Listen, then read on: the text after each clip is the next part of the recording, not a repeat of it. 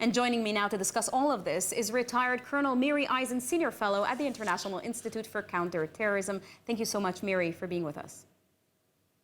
Sivan, always a pleasure. Miri, why do you believe Prime Minister Netanyahu is now finally open, presumably, to a full ceasefire and comprehensive hostage deal ahead of his Washington trip? What changed? What changed is the situation of what we've always called the head of the octopus, Iran. Iran as the backer of the proxies, Iran as the supplier of the proxies, Iran who fired horrific missiles also at Israel in those 12 days, but Iran that was put into a very different position in the aftermath of Israel's attack those 12 days and the American attack against the different nuclear sites. That is a huge difference. There was enormous Israeli backing.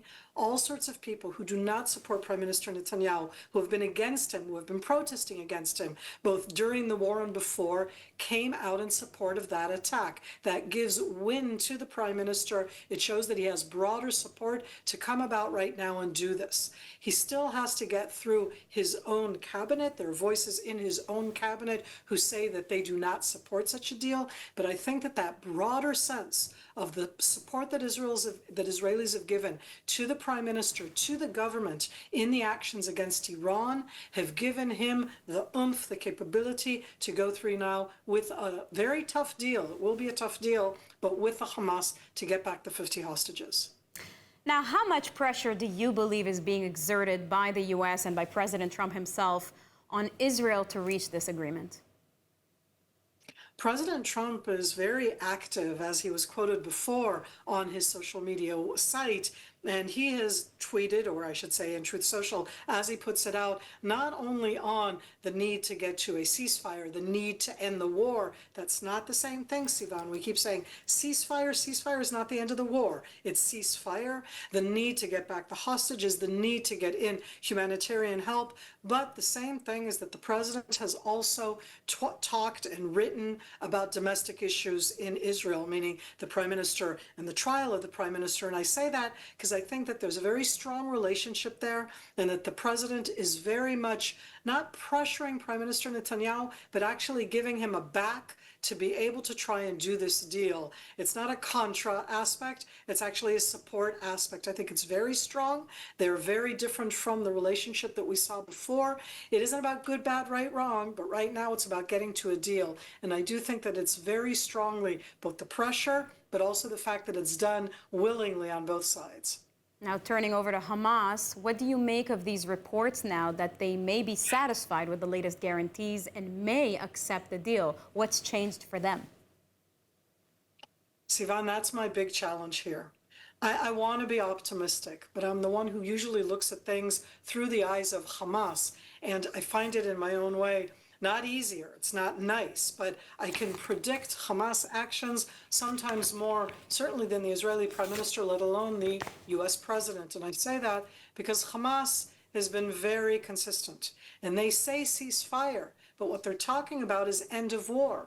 When we say ceasefire, we mean ceasefire. That's not the end of war. When Hamas says end of war, they mean not only ceasefire, hostages, yes, but with a very big price. The devil is in the details. But in addition to that, it's about leaving all of the Gaza Strip. And I haven't yet seen in the different leaks that are coming out from all over a clear definition that says that the ceasefire is that Israel is stopping to fire, that we may do some realignment inside the Gaza Strip. I have not yet heard from Hamas a clear statement saying, and that means that we, Hamas, accept that the IDF is not leaving the Gaza Strip yet. And I say that because that's one of the gaps that I haven't yet heard. And I watch Hamas all of the time. For them, what has changed? They lost their Iranian backer.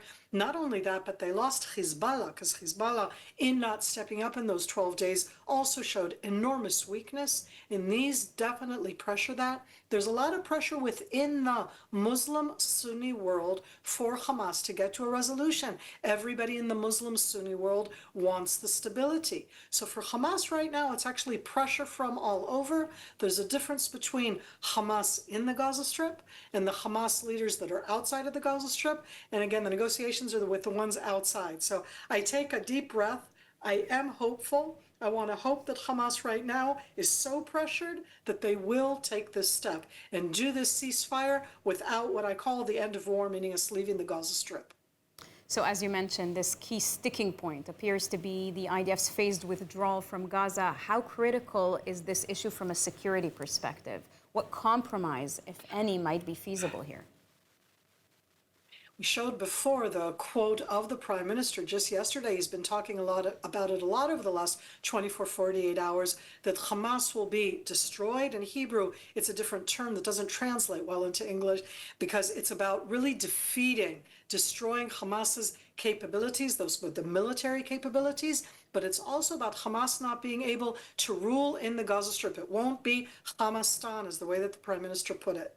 The military can do oh so much, Sivan. They can attack the military terror capabilities, the different type of weapons, the different positions, the underground subterranean arena, again, trying to always avoid any possibility of hurting, let alone killing any of the Israeli hostages. So as I look at that right now, the military action is absolutely part of the pressure, but there isn't something different right now that can be done. I think that we can stop that kind of military pressure, but stay there.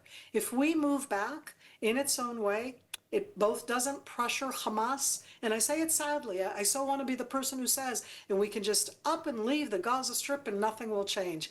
Doesn't work that way. Having said that, at this stage, after, here we are almost 21 months later, big decisions are in the air, and I can hope that both the military and its pressure, together with everything else going on, will bring about a real deal. Now, this heartbreaking video of the hostages, Bar Kuperstein and Maxim Herkin, was released after 636 days in captivity in Gaza. Might such footage impact public and political pressure on the Israeli government to finalize this deal? Wow. Sivan, in a horrible way, I'm going to say right now, I actually don't think that that's what pressures us. I think that it's very important to see Baal, to see every single one of them and to hear their voices. At this stage, and we all need to understand that, it's not about our desire to get them back. It's about the devil in the details. Everybody still has to remember that we are dealing with the devil. We are negotiating, albeit not directly, with Hamas. They're the devil. And I need these young men to come back. I need them all to be here right now. I need the closure for every single one of the 50 families, for the 30 families that they know that their loved ones are dead, but they need to be back. The situation is impossible. But I think that domestically, in that sense, that's not what brings about the change. I think that what's bringing about the change is actually the military capability of what Israel did in Iran, the military pressure of what the IDF is doing against Hamas in the Gaza Strip, and combined with that international and especially, of course, the U.S. pressure that is saying, you've done, now let's get to the deal. God willing, all of the hostages come home soon. Thank you very much, Miri Eisin.